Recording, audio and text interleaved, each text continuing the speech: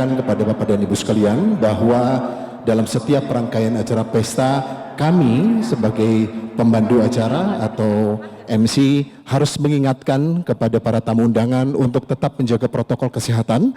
Yang pertama, mungkin Anda cuci tangan sebelum hadir di area ballroom atau menggunakan hand sanitizer, kemudian juga menggunakan masker. Nah, masker ini juga bisa dilepas ketika Anda menikmati hidangan santap malam. Dan yang terakhir jangan lupa adalah social distancing. Baik, Bapak dan Ibu, tamu undangan yang kehormati, izinkanlah saya Willy Kevinda Aditya bersama dengan balutan busana persembahan dari Nobleman. Kami akan memulai rangkaian acara bersama dengan keynote speaker dari beberapa pihak yang telah kami undang pada kesempatan malam hari ini. Baik, hadirin, kini kita sambut yang pertama dari Dinas Kebudayaan dan Pariwisata Kota Bandung. Inilah Bapak Edward Perlindungan Esos MT, Kepala Bidang Pariwisata. Dengan tepuk tangan Anda.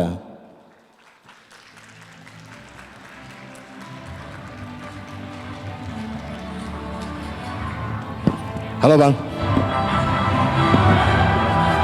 Baik, kami silakan kepada, saya sebutkan Bang Edo aja karena udah akrab banget soalnya.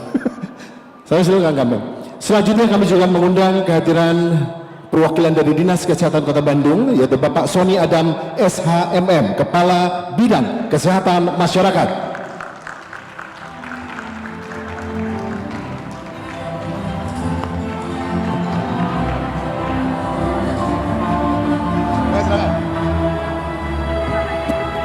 Baik, dan ini the one and only, ini dua-duanya cowok-cowok ganteng dan sekarang hanya satu ya wanita yang akan kami hadirkan ya dari Forum Aspirasi Pengusaha Jasa Pernikahan Kota Bandung. Kami mohon kepada yang terhormat Teh Ina Erlina SIP untuk dapat hadir bersama-sama kami.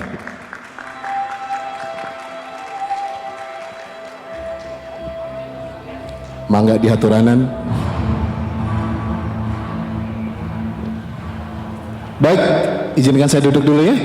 Kita ngobrol santai saja sambil Bapak dan Ibu menikmati hidangan santap malam yang telah dipersiapkan oleh beberapa vendor catering yang ternama di Kota Bandung.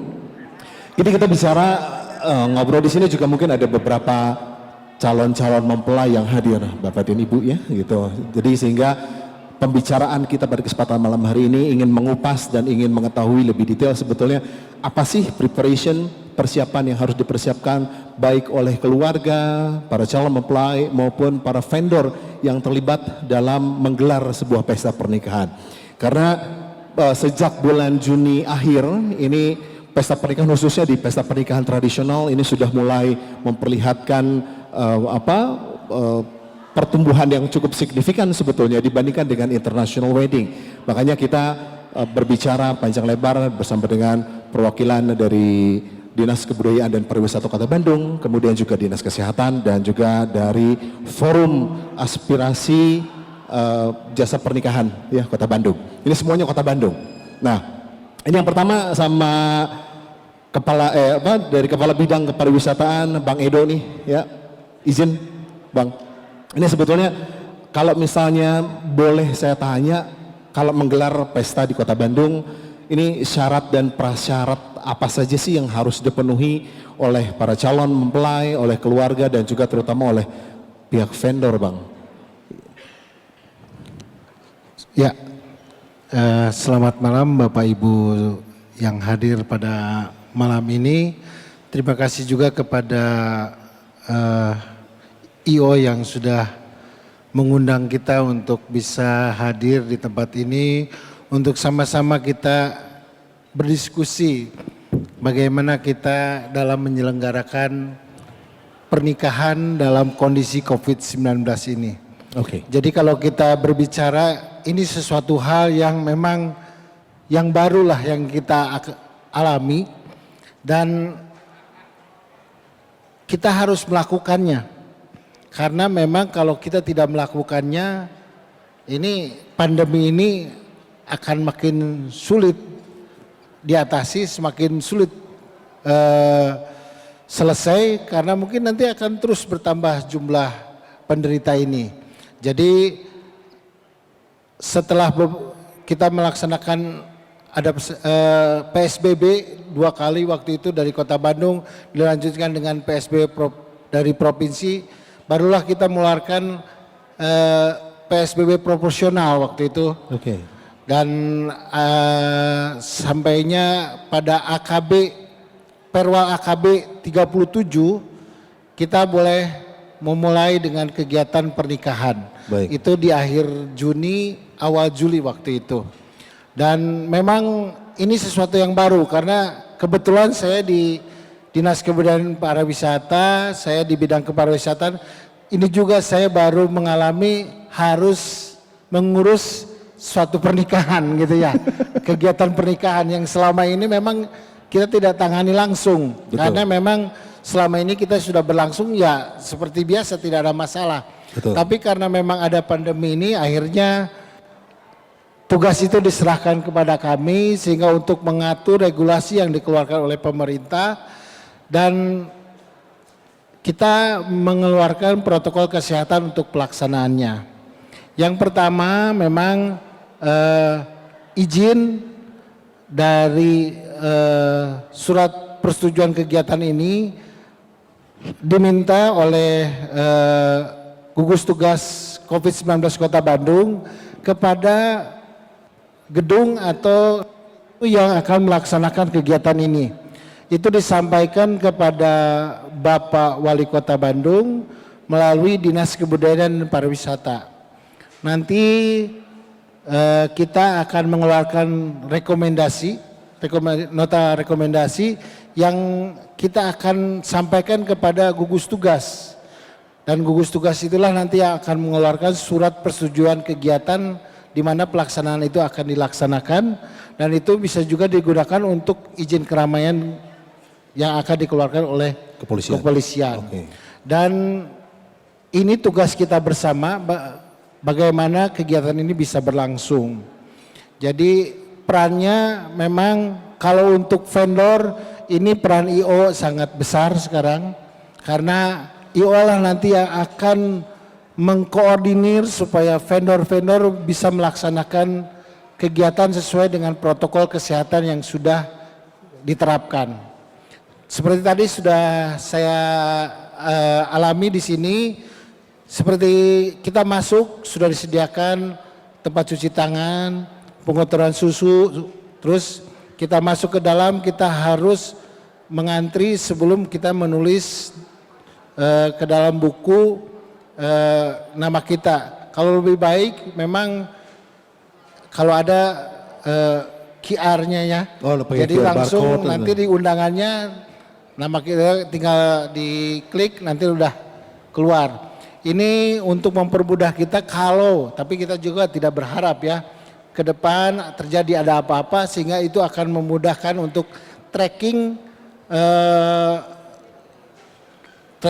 kepada para kalau terjadi sesuatu di tempat penyelenggaraan ini sehingga nanti akan mudah dicari di mana sumbernya, nanti kita juga cari dengan siapa saja orang itu sudah melakukan interaksi dan sebagainya. Nanti itu lebih jelasnya nanti dari pihak kesehatan akan menerangkan bagaimana tracking itu dilakukan. Yang pasti memang protokol kesehatan ini harus kita laksanakan, kalau tidak kita akan sulit mengantisipasi apa yang terjadi di venue yang akan kita laksanakan. Terus pada saat pelaksanaan tugas MC sekarang itu lebih berat karena dia akan lebih rewel untuk mengingatkan kepada para undangan untuk melaksanakan social distancing, bagaimana mereka harus diatur untuk makan. Sebenarnya kan sesuatu hal yang aneh kita diatur makan dalam satu acara undangan seperti ini gitu ya. Tapi memang kondisinya sekarang harus seperti itu. Dan itu harus kita laksanakan. Seperti tadi kalau di sini kan kita melaksanakan 2 cara ya. Pertama tadi buffet.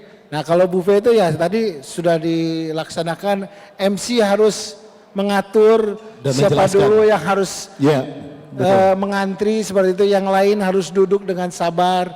Nah itu perlu pengertian dari kita semua. Karena seperti yang diatur kita di sini gitu ya. Sesuatu yang biasanya ternyata kita biasanya bebas, sekarang harus diatur seperti itu. Dan ini memang kebiasaan baru yang harus kita laksanakan. Dan MC harus terus mengingatkan, karena kalau di kawinan itu, di pernikahan itu kadang-kadang kita bertemu dengan teman seperti bereunian dan sebagainya, kadang-kadang kita akan lupa gitu ya. Akhirnya kita berkumpul dan sebagainya. Nah, itulah tugas MC untuk kembali mengingatkan bahwa social distancing diperlukan dimanapun kita berada, dan pada saat pernikahan itu pun harus dilaksanakan. Sekarang kita bisa, sebelum tadi masuk, jadi kalau SOP yang kita berikan, sekarang tamu yang sudah datang dipersilakan masuk dulu, mengisi tempat duduk yang sudah disediakan. Kalau tadi saya dilihat di sini tamu sudah diberikan nomor tempat duduknya. Nah, itu sesuatu yang bagus menurut saya, karena itu akan mempermudah mengaturnya. Nah, setelah tamu semua duduk, barulah tadi pengantin boleh masuk, sehingga tidak ada penumpukan di pintu masuk seperti itu. Jadi hal-hal yang memang memungkinkan orang untuk berkerumun, kita atur supaya itu tidak ada di pernikahan sekarang. Seperti tadi musik juga diusahakan musiknya musik yang lembut, mengiringi orang yang sedang makan, tidak musik yang menimbulkan keinginan orang untuk datang ke depan untuk berjoget seperti dangdut atau rock and roll dan sebagainya. Ya, itulah yang kita harus laksanakan, karena meminimalisir orang untuk berkerumun, dan dilarang juga tamu untuk menyumbangkan lagunya ke depan gitu ya. Karena kita tidak tahu, karena orang datang yang keundangan ini dari berbagai macam tempat. Kita tidak tahu apakah dia sudah terdampak atau tidak, tapi minimal kita sudah meminimalisir itu tidak akan terjadi di sini seperti itu. Jadi itu mungkin dari saya, dan tadi sudah diterapkan juga bahwa sekarang tidak ada salam pengantin langsung menempel kepada pengantin atau kepada kedua orang tua. Jadi cukup menganggukkan dengan namaste ya? Namaste itu ya, dengan tangan yang mengucapkan selamat, tamu dipersilakan langsung untuk kembali ke tempat duduk, atau memang bisa langsung, kalau misalnya buffet bisa langsung ambil makanan seperti itu. Baik, terima kasih Bang Edo. Sebetulnya masih banyak di pertanyaan lain, nanti kita akan giliran satu-satu. Nah, sekarang ke Pak Sony nih, dari Kepala Bidang Kesehatan Masyarakat dari Dinas Kesehatan Kota Bandung. Pak Sony, kumaha damang? Alhamdulillah saya. Siap. Pak Sony punten, kita mau tanya nih sebetulnya posisi Kota Bandung itu sendiri zonanya sekarang tuh seperti apa sih, Pak? Zona hijau atau kuning betul. atau oranye? Apakah atau kita sudah masuk zona biru, zona hijau ya kalau paling aman? Kota Bandung? Iya. Saat ini terakhir informasi dari Kepala Dinas Kesehatan Kota Bandung oranye ya. Oranye? Oranye. Berarti oranye hati-hati ya Pak? Oranye itu kalau ada level 4 ya memang 4, satu lagi merah terakhir itu oranye terus merah begitu. Jadi itu menandakan bahwa memang orang yang terinfeksi COVID di Kota Bandung ini pada level yang cukup tinggi gitu. Baik. Nah, kalau misalnya kalau bicara tentang masalah pesta pernikahan, walaupun misalnya seperti yang tadi Bang Edo bilang bahwa Dinas Kebudayaan dan juga Pariwisata sebetulnya tidak secara langsung mengurusi permasalahan pernikahan, ya. Begitu pula sebetulnya dengan Dinas Kesehatan yang selama ini jauh sekali dengan pesta pernikahan, Pak ya. Tapi karena dengan kondisi seperti ini dipaksa akhirnya harus para dinas ini harus saling terkait satu sama lain untuk menjaga agar Kota Bandung ini tetap juara dari sisi kesehatan, Pak ya, tentunya. Nah, pertanyaan saya, kalau misalnya dari Dinas Kesehatan sendiri, seperti yang tadi sudah kita bicarakan bahwa antara ekonomi dengan kesehatan itu kan sebetulnya saling tarik menarik ini, Pak ya, gitu. Nah, dari Dinas Kesehatan Kota Bandung sendiri sebetulnya untuk masalah pesta pernikahan itu seperti apa sih Pak seharusnya di mata Dinas Kesehatan, Pak? Ya, baik Bapak dan Ibu sekalian yang saya hormati, Terima kasih atas kesediaannya untuk bisa hadir di sini. Dan sedikit Pak Willy, saya menyampaikan dari hulunya dulu begitu. Siap, Pak. Bapak dan Ibu sekalian, yang harus dipahami oleh semuanya adalah virus itu domisilinya adalah di mulut, di hidung, dan di mata. Kalau kita di swab, itu diambilnya di tempat virus itu berada. Dipastikan adalah adanya di mulut dan di hidung. Sekarang kebijakannya diambil dari hidung, karena disitulah domisili virus tersebut. Kemudian bagaimana dia bisa keluar saat berbicara inilah gitu. Tadi protokol kesehatan yang dilaksanakan oleh IO sudah bagus, itu inovasi ya, bahwa ini mic properti Sony gitu, tidak akan dilempar ke yang lain. Saya tidak tahu bahwa saya ini konfirmasi COVID-19 atau tidak. Nah, nanti kan ini langsung dibersihkan lagi untuk bisa berpindah ke yang lain. Jadi dengan berbekal bahwa virus ini ada di mulut, dia akan keluar kalau orang tersebut berbicara, kalau orang tersebut batuk, kalau orang tersebut bersin, atau bernapas pun gitu ya, kalau memang ada percikannya. Dengan berbekal seperti itu akan menyelesaikan banyak permasalahan. Dari situ kemudian diperhatikan perilaku manusia yang kerap kali kalau memang batuk bersin itu ditutup matanya, kemudian tangannya memang ada di sekitar mulutnya. Saat berbicara saya ini loncat nih droplet saya ke tangan ini. Jadi saya menghindari bersalaman dengan siapapun dengan anggapan bahwa saya ini konfirmasi COVID positif dan saya tidak mau menularkan kepada yang lain. Mari kita bersama-sama bungkus bahwa yang hadir di sini adalah kerabat kita, saudara kita yang kita sayangi, yang kita sangat peduli saat dia sakit, apalagi sakitnya COVID. Dan semua tidak ingin yang diundang oleh yang punya hajat itu menjadi sakit. Betul kan? Betul. Setuju, Yakin Pak. ya? Pak Sunjaya yakin ya bahwa pemilik hajat itu tidak ingin yang diundang hadir ke sini itu menjadi sakit. Dan itu menjadi perhatian setiap yang akan menyelenggarakan hajat.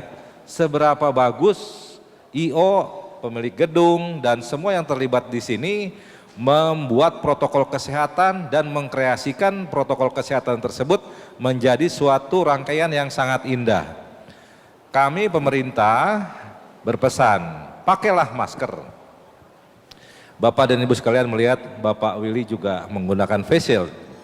Tapi dengan berbekal bahwa semua yang ada droplet ini tidak akan sampai ke saya, dan bentuknya seperti ini kan indah.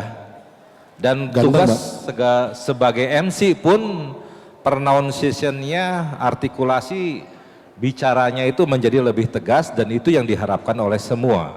Iya, Pak. Begitu. Tadi juga pembawa acara ya, ini milik saya, itu suatu kreasi dari penyelenggara kegiatan, sehingga senang dengan keberadaan MC seperti itu. Kalau saya pakai masker tentu suara saya ini tidak akan jelas begitu. Tapi karena saya ini meyakini bahwa ini milik saya, kemudian Pak Willy pakai face shield, Pak Edo pakai masker, Ibu juga pakai masker, siapa yang akan menulari saya? Insya Allah saya aman.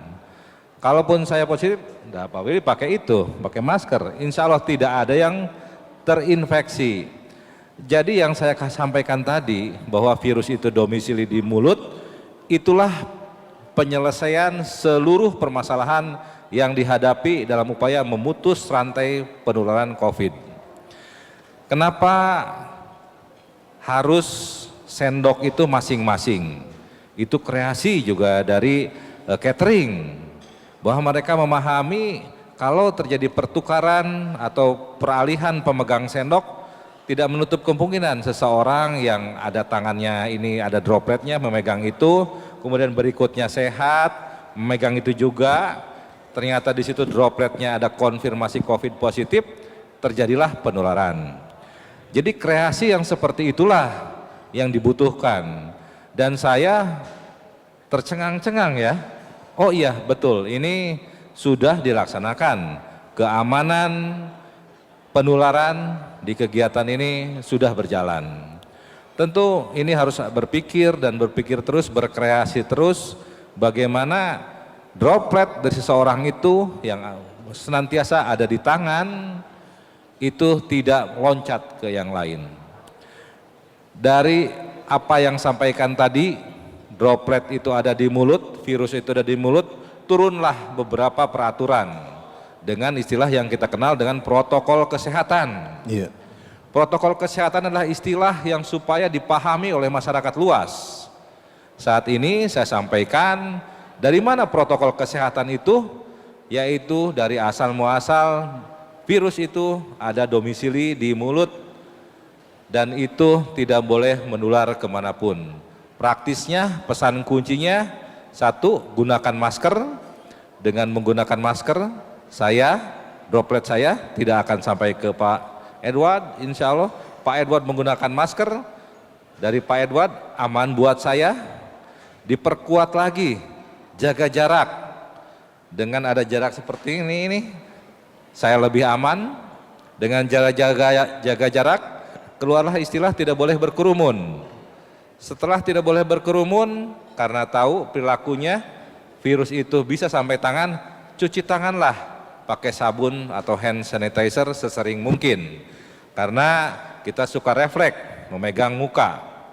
Yang berikutnya, karakter virus itu adalah masuk ke dalam tubuh, tubuh itu melumpuhkan, manakala daya tahan tubuh ini bagus.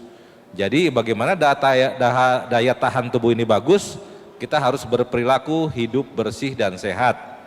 Harus makan dengan gizi seimbang, harus olahraga secara teratur, istirahat yang cukup, dan tidak merokok. Saya tidak panjang lebar, silahkan dikaji oleh Bapak dan Ibu semuanya, bahwasannya seluruh orang ingin melakukan pesta pernikahan ini. Pingin aman, pingin sanak saudaranya tidak tertular COVID. Pemilik pesta ini mengundang semua gitu. Dan bisa memberikan jaminan kepada yang diundang, Anda datanglah kepada kami ada pesta. Insya Allah Anda aman bersama kami. Baik. Tentu itu yang harus diupayakan oleh penyelenggara. Kurang lebih seperti itu. Gini Pak Sony, ada beberapa hal yang ingin kami sampaikan kepada Bapak terkait beberapa informasi yang selama ini berseliweran di kalangan para pekerja seni. Yaitu yang pertama katanya anak-anak di bawah 7 tahun tidak boleh hadir di pesta pernikahan. Kemudian orang tua di atas 60 tahun katanya tidak boleh hadir. Apakah betul Pak? Betul.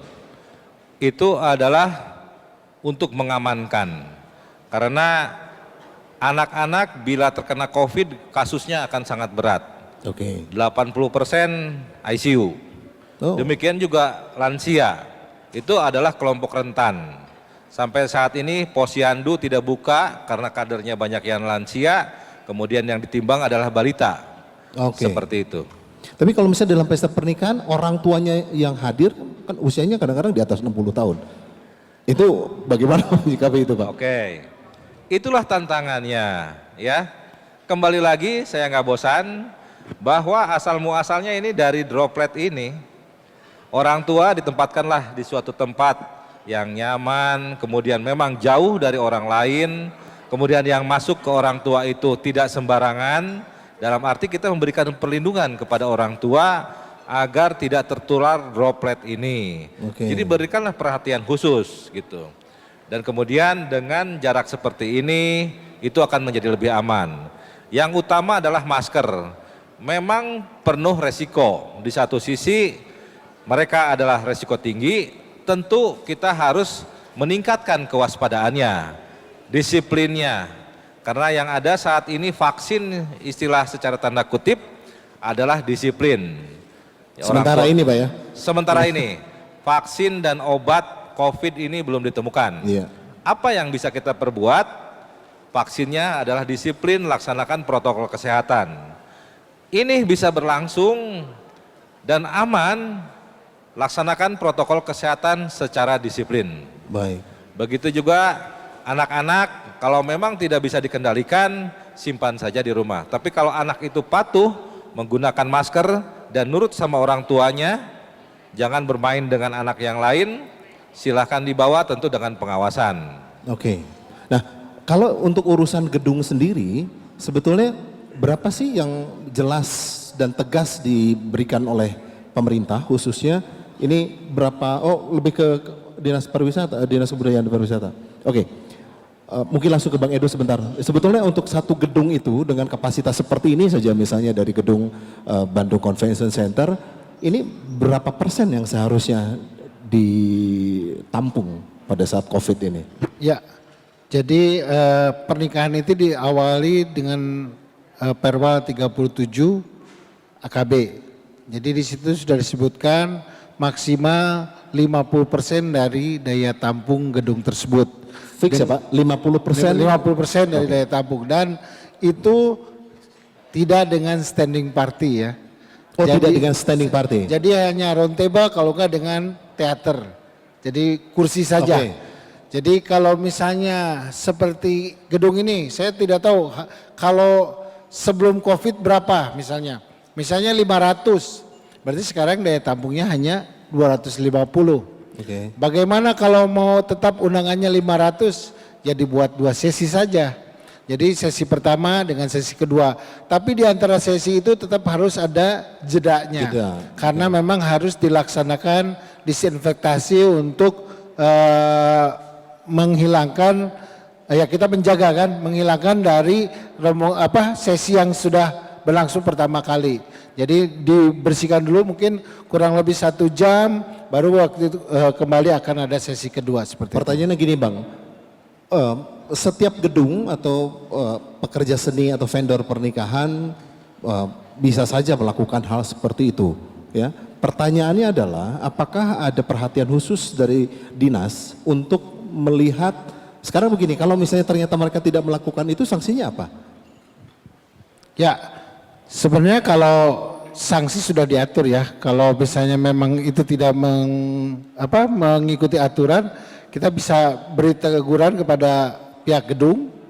Kalau sampai misalnya 2 kali, ya bisa kita tutup lokasinya untuk kegiatan selanjutnya seperti itu. Oke, berarti dalam setiap pesta ada 1 orang dari dinas yang melihat atau bagaimana Pak? Ya, diusahakan karena kita kekurangan orang untuk jadi kita minta pengertiannya juga dari pihak IO. Makanya tadi saya sudah sampaikan, sekarang pihak IO lah yang menjadi leader di sini untuk bisa bekerja sama dengan vendor-vendor untuk melaksanakan protokol kesehatan secara maksimal. Oke. Kalau kita memang waktu kita bisa untuk hadir di tempat ini, kita akan hadir untuk melihat.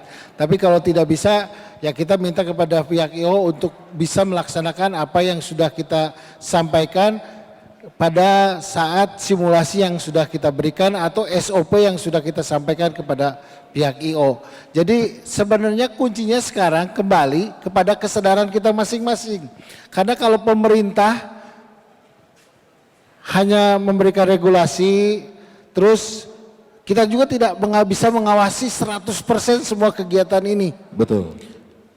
Jujur saya di bidang kepariwisataan, saya punya staf 13 orang. 13 orang? 13 orang. Berapa pernikahan yang harus kita lihat dalam 1 minggu? Betul. Itu baru pernikahan.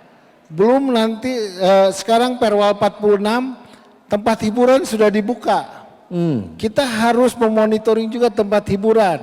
Belum restoran, belum hotel. Jadi sekarang kalau tidak kesadaran dari kita masing-masing, ya kita akan mati bersama kalau gitu. Jadi sebenarnya kita membuat regulasi ini yaitu untuk membuat kesadaran kita untuk bisa melaksanakan apa yang sudah kita atur. Karena yang kita buat ini bukan untuk kepentingan pemerintah semata, tapi untuk kepentingan kita semua agar kita tetap bisa survive dalam kondisi pandemi ini sampai dengan suatu saat ya kita berdoa terus supaya si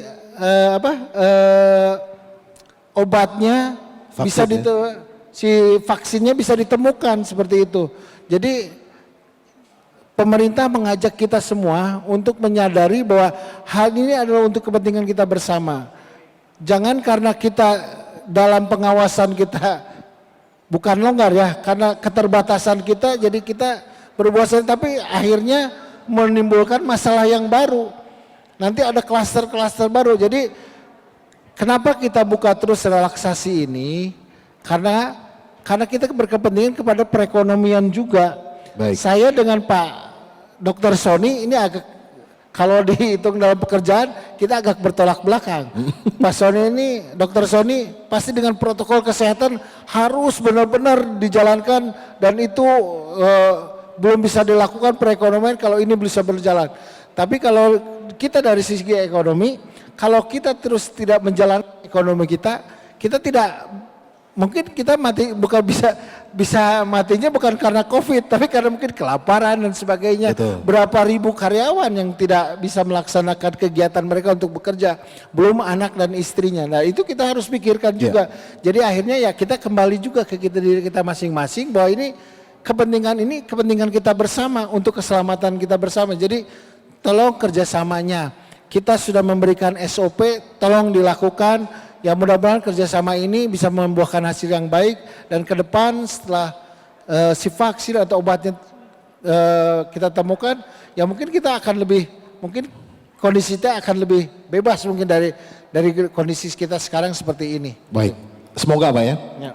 Nah selanjutnya kita ke Teh Ina Erlina nih, dari perwakilan Forum Aspirasi Pengusaha Jasa Pernikahan. Baru dengar nih ada Forum Aspirasi. Ini kalau boleh tahu Teh Ina, boleh ceritain dong sedikit saja kepada kami teman-teman vendor di sini, sebetulnya Forum Aspirasi Pengusaha Jasa Pernikahan ini mulai berdiri sejak kapan sebetulnya? Oke, terima kasih. Selamat malam semuanya. Forum aspirasi. Jadi gini, Mas Kams, kan kita boleh flashback. Baik, gitu ya. iya. Jadi ketika pada masa pandemi sekitar 3-4 bulan yang lalu, itu kan memang kita hampir semua industri termasuk industri jasa pernikahan ini kan bisa dibilang mati suri ya. Oke. Kita semua tidak bisa melakukan ini gitu. Nah, kebetulan kami itu ada di satu organisasi bernama Panatacara Bandung. Itu adalah himpunan para pemilik WO yang ada di Bandung gitu. Nah, kami tuh seringkali mendengar keluh kesah dari teman-teman vendor kayak misalkan mereka sampai tidak bisa makan berhari-hari gitu kan, sampai akhirnya mereka menjual properti mereka gitu. Nah dari situ kita berpikir gitu, apa sih langkah yang bisa dilakukan agar industri ini bisa tetap berjalan tapi juga tidak menjadi bumerang, jadi salah satu jadi bikin klaster baru dalam pesta pernikahan ya. Betul gitu. Nah dari situ kita mengajak nih teman-teman yang ada, kan kalau vendor-vendor ini ada beberapa organisasi kayak seperti catering itu ada APJI, ada PPJI, kemudian dekor ada Aspedi, kemudian tadi WO juga ada Panatacara gitu. Nah kita mengajak teman-teman itu untuk bersatu untuk kemudian mencoba melakukan audiensi yang alhamdulillahnya mendapat tanggapan positif dari Bapak Wakil Wali Kota waktu itu dari Pak Yana. Jadi kami mengirim surat untuk melakukan audiensi, kemudian kami dipanggil dan kemudian oleh Pak Yana diminta untuk melakukan simulasi. Dan yang di Batu Nunggal? Betul, di Batu Nunggal dan di PSWH, karena waktu itu kami diminta melakukan simulasi outdoor dan indoor. Di situ di Batu Nunggal kami melakukan simulasi dengan sedikit menantang sih waktu itu, tapi juga ingin membuktikan bahwa dengan audiensi yang lebih kapasitasnya, dengan melakukan dan menerapkan protokol yang waktu itu belum ada perwal ya Pak ya, tapi kita coba untuk meramu gitu. Kita waktu itu mengundang 300 undangan itu di luar vendor yang terlibat Kang. Jadi total ada sekitar 350 sampai 400. Tapi kami gunakan protokol dari mulai awal kedatangan sampai dengan akhir itu sama semua standing gitu kan, dengan berjarak, kemudian melakukan scan barcode dan lain-lain. Alhamdulillah sih sampai saat ini tidak ada ya Pak ya, alhamdulillah tidak ada kasus atau klaster baru dari situ. Nah dari situ juga nggak langsung izin keluar ya Pak Edo ya, kami masih terus melakukan koordinasi, melakukan juga protap-protap bersama lah, kami bersama sampai akhirnya ya seperti yang teman-teman bisa lihat sekarang pernikahan sudah mulai berjalan walaupun dengan segala keterbatasan, tapi setidaknya roda perekonomian sudah mulai Ya, berputar betul sekali. kembali. Nah, pertanyaan saya berikutnya adalah fungsi dari forum aspirasi ini ke depannya akan seperti apa? Apakah selesai di masa pandemi udahan atau tetap ke depan masih tetap dikaryakan gitu? Ya, kalau ditanya ke depannya sih sampai saat ini kami fungsi dan kedudukan kami adalah bersinergi dengan pemerintahan Kota Bandung khususnya. Karena Jadi kan sebentar, embrionya sebetulnya dari Panatacara jadi langsung ke forum atau gimana? Panatacara tapi ada juga beberapa gitu loh Mas. Jadi kan yang tadi saya bilang bahwa kami bersatu cuma memang inisiatornya dari Panatacara karena memang. Bunda Inge maksudnya? Kenapa? Bunda Inge? Bunda Inge? Iya. Oke. Iya sama Bunda. Nah, jadi ya itu tadi gitu. Kalau misalkan ditanya fungsinya kami sekarang sih, kami bersinergi gitu untuk mensosialisasikan apabila ada aturan-aturan baru kepada teman-teman vendor. Oke, pertanyaan saya terakhir untuk forum. Di Bandung ataupun di kota-kota besar lain itu kan terbagi menjadi dua mazhab ya atau dua aliran yang berbeda ya. Kita bilang mazhab aja. Bahwa ada yang internasional, ada yang tradisional. Kalau saya lihat kan Panatacara dengan kawan-kawan itu lebih banyak ke traditional wedding, para vendornya dan lain-lain. Sedangkan di kota Bandung sendiri itu begitu banyak para vendor atau yang terlibat dalam pekerja seni pesta pernikahan itu yang dari international style atau non-muslim lah seperti itu. Apakah dari forum ini juga merangkul keseluruhan atau memang hanya untuk traditional wedding? Kami merangkul semua Kang, bahkan kalau Panatacara sendiri sebetulnya merangkul WO internasional, jadi tidak hanya tradisional aja, hanya kebetulan untuk saat ini mayoritas masih tradisional. Tapi kalau misalkan teman-teman WO internasional mau bergabung kepada Panatacara dengan senang hati, karena bersinergi lebih kuat kan lebih baik ya Kang ya, dan untuk forum kita sendiri bersanding juga, bukan bersaing ya. Iya, dan untuk forum sendiri juga kami merangkul semua karena memang perwal yang hadir itu kan berlaku untuk semua ya Kang, tidak hanya tradisional aja sih. Oke. Gitu. Di mata Teteh sendiri melihat dari acara pagi hingga acara malam hari ini, apakah dari rekan-rekan organizer, hands organizer dan juga dari sisi gedung Bandung Convention Center, apakah sudah layak untuk menggelar sebuah pesta pernikahan? Sudah sih Kang, ini udah dari tadi juga saya sama rekan saya Nura itu appreciate banget sama teman-teman WO internasional karena sudah menjalankan sesuai dengan Perwal 37 yang diterbitkan oleh Pemkot gitu. Cuma kalaupun ada sedikit itu sih wajar lah Kang, tinggal. Kalau ingin mendaftar mesti kemana dan prasyaratnya apa? Gimana? Kalau ingin mendaftar menjadi bagian dari forum? Kalau kami sih kalau untuk mendaftar. Iya, ingin bergabung menjadi bagian. Sebenarnya gini Kang, forum sendiri itu terdiri dari beberapa organisasi. Jadi kalau seandainya mau bergabung itu bergabung di organisasi di bawahnya. Contoh misalkan WO itu bisa bergabung ke Panatacara. Kemudian kalau dekor itu bisa ke Aspedi gitu. Karena memungkinkan nggak, sorry sebentar. Memungkinkan nggak kalau misalnya rekan-rekan wedding organizer di international wedding mereka punya asosiasi sendiri di luar Panatacara misal seperti itu? Memungkinkan sekali Kang. Memungkinkan sekali. Okay. Nanti kalau misalkan sudah ada, mangga kita bisa berdiskusi lebih lanjut. Baik. Karena intinya FAPJP ini hadir untuk semua pihak kok. Baik, siap. Kembali ke Dinas Kesehatan. Kang Soni ini dokter apa SH sih sebetulnya? Tadi Bang Eda nyebutnya dokter, saya bacanya di sini SHMM nih. Ya, saya dokter dulu. Oh dokter, oke. Sekolah kedokteran dulu, kemudian saya masuk pemerintahan. Banyak hal yang tidak mengerti tentang regulasi. Ya ingin memberikan pelayanan yang baik untuk masyarakat, pemahaman tentang regulasi yang baik, bagaimana regulasi dibentuk, kemudian bisa memberikan manfaat untuk masyarakat. Saya mengambil SH. Oke, berarti saya panggilnya Pak Dokter aja. Pak Dokter, begini, dari acara rangkaian pagi sampai dengan acara rangkaian malam-malam hari ini yang digelar oleh Hands Organizer dan juga Bandung Convention Center, sudah layakkah mereka menggelar pesta, menerima job untuk menggelar pesta pernikahan? Ya, Secara protokol kesehatan sudah. Oke. Ya. Yang terakhir adalah Legalitas. legalitas. Oke. Itu harus ditempuh seperti arahan Pak Edo tadi, sehingga surat dari pemerintah yang resmi sesuai perwal itu bisa keluar. Sudah bagus, Baik. sudah bagus. Udah bagus katanya ya, Bro. Nah, terakhir, Bang Edo, bisa dijelaskan kembali satu hal aja, rangkaian atau runutan izinnya tuh seperti apa? Apabila wedding organizer atau misalnya gedung ingin menggelar sebuah pesta pernikahan. Ya, jadi kalau untuk meminta izin, pihak venue atau gedung lah yang mengajukan. Karena Pihak gedung yang ya, mengajukan. kalau WO kan dia melaksanakan kegiatan bisa di beberapa tempat. Baik.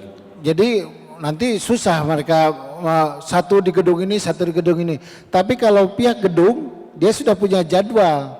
Misalnya bulan Agustus dia sudah punya jadwal tanggal berapa pernikahan itu sudah ada yang pesan, ada yang booking seperti itu. Itu langsung disampaikan kepada Bapak Wali Kota Bandung melalui Dinas Kebudayaan dan Pariwisata. Yang pertama dari gedung ke Dinas Kebudayaan dan Pariwisata. Betul. Oke. Nanti dari kita apalagi gedung yang sudah melaksanakan simulasi seperti ini, kita sudah bisa melihat protokol kesehatan yang mereka sudah siapkan. Kita akan mengeluarkan nota rekomendasi. Nota rekomendasi ini kita sampaikan kepada gugus tugas Kota Bandung. Nah, nanti dari gugus tugas Kota Bandung lah yang diketuai oleh ketua hariannya Bapak Sekda akan mengeluarkan surat persetujuan pelaksanaan kegiatan. Seperti itu. Jadi setelah itu ya boleh dilaksanakan. Tapi kalau misalnya, makanya kalau kita minta paling lambat 14 hari sebelum kegiatan itu dilaksanakan, surat itu sudah diajukan kepada kita. Karena prosesnya agak lumayan cukup panjang juga. Karena kalau kita menunggu tanda tangan Pak Sekda itu kan beliau sangat sibuk sekali ya, banyak kegiatan, banyak juga yang harus ditandatangani. Iya, jadi perlu beberapa hari kita untuk mengajukan, makanya kita ajukan 14 hari sebelum kegiatan paling lambat itu sudah diajukan.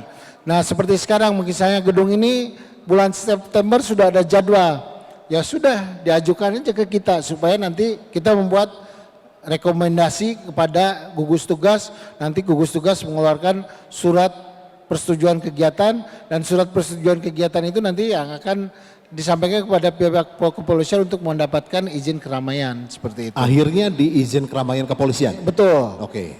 Jadi dari mulai gedung memohon izin kepada pihak Dinas Kebudayaan dan Pariwisata Kota Bandung, kemudian ke gugus tugas, dari gugus tugas ke oleh Pak Ema ya. Betul. Dari Ketua Pak Harian Ema, Pak Sekda. betul, Pak Sekda, baru kemudian setelah itu untuk ajuan izin keramaian ke kepolisian. Betul. Tapi kalau memang itu memang agak mepet, nanti surat persetujuan itu belum keluar, nanti untuk kepolisian bisa memakai yang rekomendasi yang kita keluarkan lebih dahulu, bahwa mereka nanti ke pihak kepolisian supaya mengetahui bahwa pihak gedung, pihak venue sudah mengajukan kegiatan itu kepada kita. Seperti itu. Satu lagi, yang ini saya mendengar beberapa kabar bahwa dari beberapa venue itu meminta kepada pihak wedding organizer untuk menandatangani bahwa pihak wedding organizer lah yang bertanggung jawab penuh atas sebuah pesta. Apakah betul, Pak? Ya, kalau itu sebenarnya bagaimana pihak WO bisa, kan yang mengkoordinasikan semua kegiatan itu WO ya. Iya. Bukan karena pihak gedung itu hanya penyedia tempat untuk pelaksanaan. Jadi bisa saja, tapi kalau lebih bagus semua vendor juga memberikan surat pernyataan bahwa mereka juga mau melakukan apa yang sesuai dengan SOP protokol kesehatan, supaya pihak WO juga tidak nanti bertanggung jawab sendiri, karena kan tanggung jawabnya harus bersama seperti itu. Boleh, Pak Dokter silakan, mungkin ada yang ingin ditambahkan? Ya, mungkin di sini ilmu hukum berbicara. Jadi hukum publik adalah Perwal 37. Betul. Di mana dalam Perwal 37 itu menetapkan bahwa pemilik gedung lah yang diberikan Tanggung jawab penuh izin oleh pemerintah. Di situ akan berbicara lagi hukum privat antara pemilik gedung dengan WO, begitu. Ada perjanjian Anda WO-nya, iya betul, saya WO-nya katanya gitu ya, kata Pak Sunjaya. Oke, Anda bisa pakai gedung saya, tapi protokol kesehatan harus ditetapkan, harus dipatuhi. Pihak gedung pasti mengawasi, karena apa? Nggak mau izinnya dicabut oleh pemerintah. Apa kabar kalau izinnya dicabut? Begitu. Itu akan berdampak panjang, gedungnya tidak digunakan lagi, bisa menggunakan yang lain. Disinilah peran penata cara untuk berkoordinasi agar WO itu harus melaksanakan tugasnya. Karena kalau sekali cacat WO itu tidak melaksanakan protokol kesehatan, tidak bisa mempertanggungjawabkan kegiatannya, tentu akan menjadi catatan semua. Dan ini menjadi pengawas juga bagi pelaku usaha pernikahan ini. Tiada lain yang dilakukan oleh semuanya untuk keamanan masyarakat agar mencegah penularan COVID. Baik. Jadi ada seperti itu, Pak. Siap. Terima kasih Pak Dokter. Bang, terakhir Bang. Yang tadi sudah saya pertanyakan juga kepada dua keynote speaker kita, narasumber kita ini, dari Abang belum nih. Sudah layakkah mereka untuk menggelar pesta pernikahan? Ya, saya berterima kasih kepada pihak WO, pihak gedung dan semua vendor yang hadir sudah menyiapkan pada hari ini. Dan yang saya sudah lihat bahwa apa yang sudah Bapak Ibu lakukan ini ya sudah sesuai dengan protokol kesehatan yang kita siapkan, dan mudah-mudahan ini menambah kepercayaan kepada WO, kepada catering dan yang lainnya, supaya Bapak Ibu yang akan menyelenggarakan pernikahan di tempat ini dengan WO yang melaksanakan hari ini, dengan catering yang melaksanakan hari ini, bisa lebih meyakinkan untuk dapat melaksanakan pernikahan. Karena memang kenapa kita buka relaksasi pernikahan, karena pemerintah juga tidak bisa melarang untuk orang untuk menikah seperti itu. Jadi akhirnya ini hal yang pertama kita waktu itu Perwal 37 kita keluarkan supaya ya pernikahan tetap berlangsung tapi protokol kesehatan tetap harus dijaga. Seperti tadi Ibu sudah jelaskan, ini peran dari forum luar biasa. Sebenarnya dari kita pertama kita belum terbersit bagaimana protokol kesehatan pada pernikahan. Waktu itu datang pertama kepada Bapak Wakil Wali Kota, kebetulan saya juga hadir di situ karena mendampingi beliau. Pihak forum menjelaskan apa yang harus mereka lakukan. Pak Wakil waktu itu memberikan respon, ya oke. Terus forum kembali datang ke DPRD Kota Bandung, ya ke Komisi B. Kebetulan saya juga hadir di sana untuk mendampingi, dan Pak Wakil waktu itu coba kita simulasikan. Waktu itu kita simulasikan di Batu Nunggal, dan pada saat simulasi itu kita banyak berdiskusi ya Bu ya, dan Pak Wakil waktu itu puas dengan apa yang dilaksanakan pada saat itu, sehingga akhirnya kita relaksasi dan kita wujudkan dalam Perwal 37. Jadi pada hari ini Ibu Bapak, saya puas dengan apa yang sudah dilakukan, bahwa Ibu Bapak sudah melakukan sesuai dengan Perwal 37. Baik, tepuk tangan dong. Iya.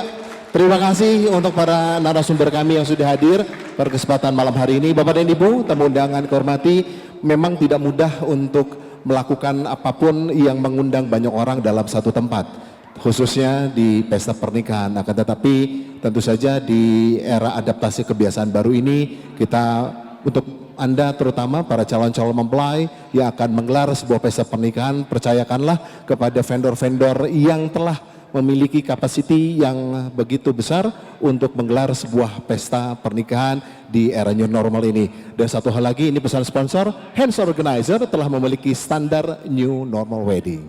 Baik, Bapak dan Ibu, dengan demikian usailah sudah rangkaian acara bincang-bincang kita bersama dengan para narasumber kita. Taina hatur nuhun, Bang Edo, terima kasih Horas Bang. Kemudian juga Pak Dokter, terima kasih sudah hadir bersama-sama kami. Kami ucapkan dan kami silahkan untuk dapat kembali lagi ke meja masing-masing.